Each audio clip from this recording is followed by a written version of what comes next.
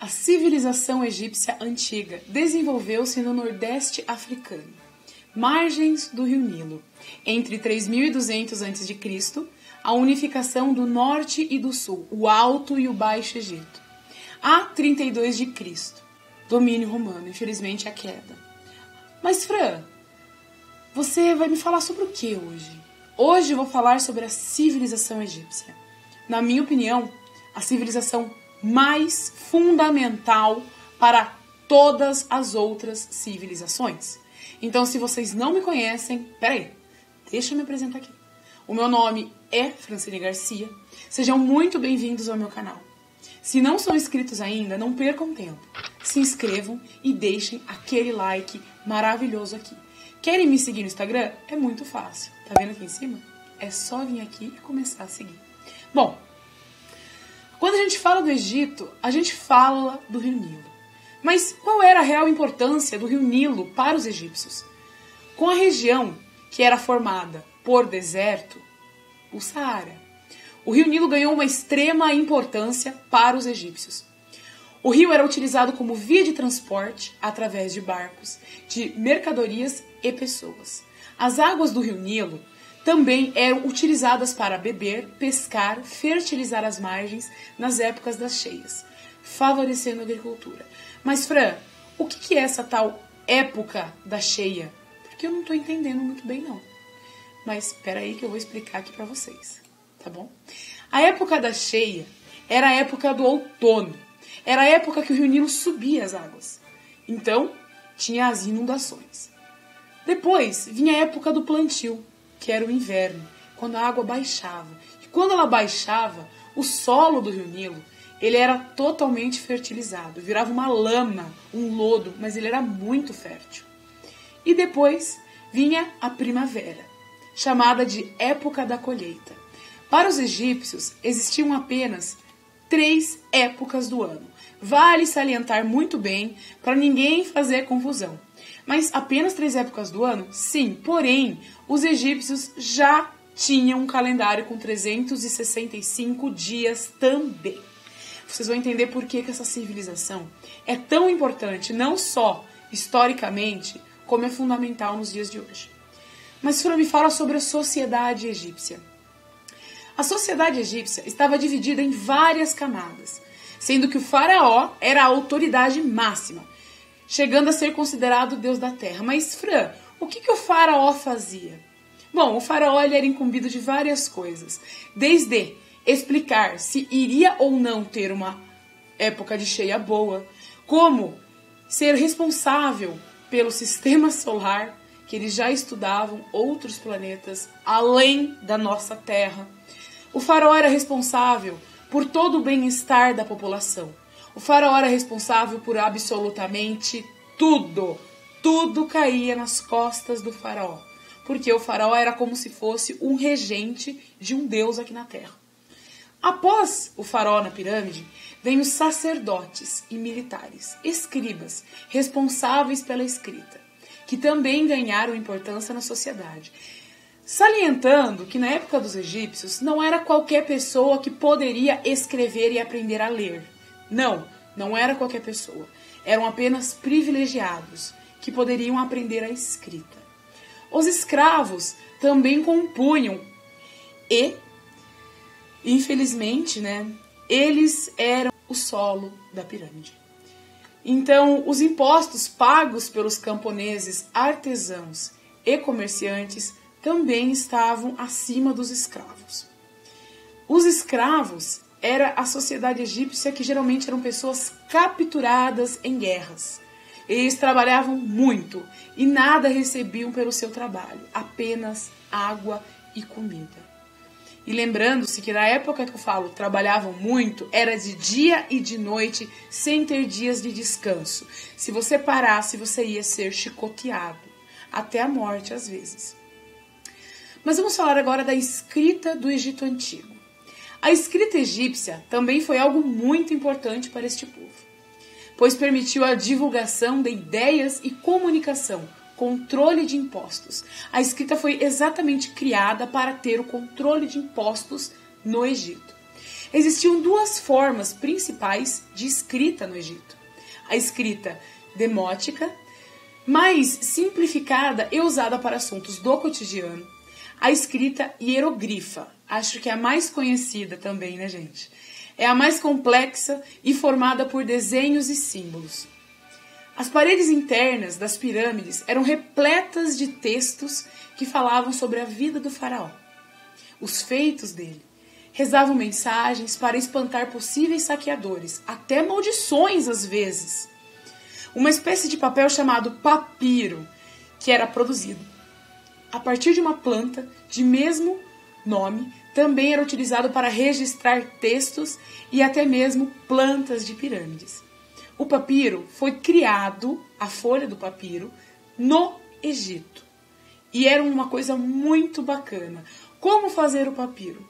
Você tirava as fatias do papiro, colocava horizontalmente, depois verticalmente. E em cima dessas folhas, você colocaria um tipo de um couro e bateria em cima.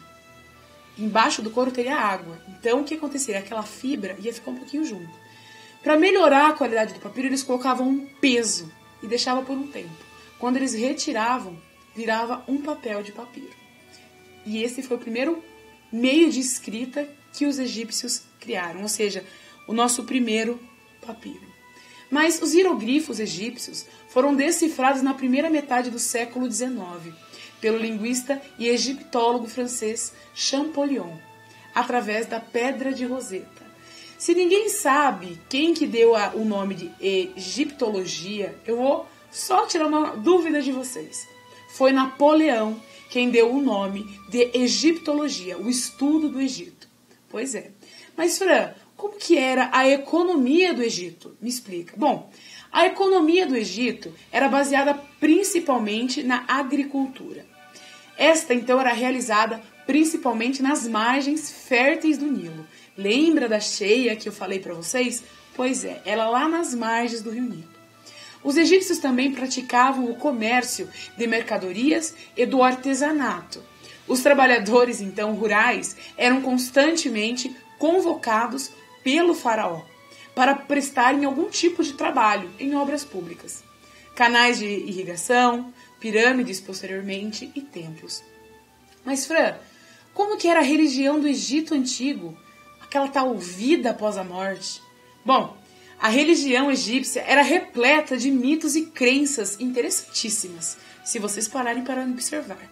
Acreditavam então na existência de vários deuses. Sim, eles eram politeístas, que interferiam na vida das pessoas diretamente. As oferendas e festas em homenagem a esses deuses eram muito realizadas e tinham como objetivo agradar os seres superiores, os deuses, deixando-os felizes.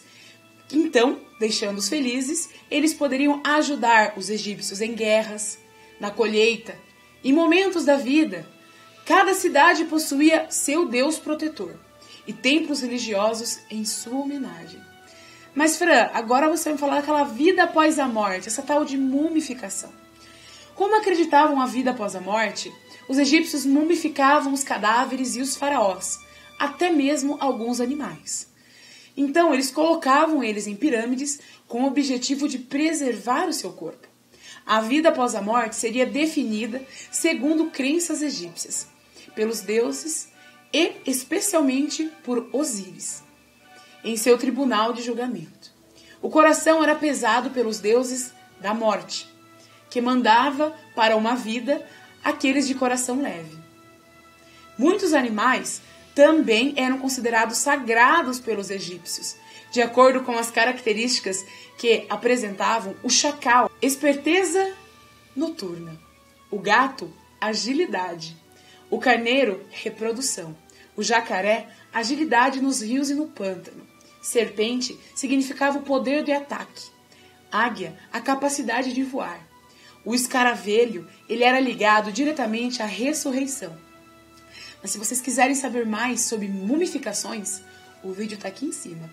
É só clicar aqui e aprender tudo sobre mumificação.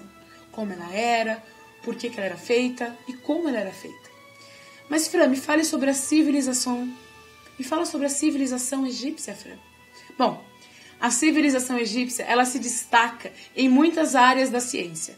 Desenvolveram muitos conhecimentos importantes na área da matemática, usados na construção das pirâmides. Geometria e trigonometria era com eles mesmos.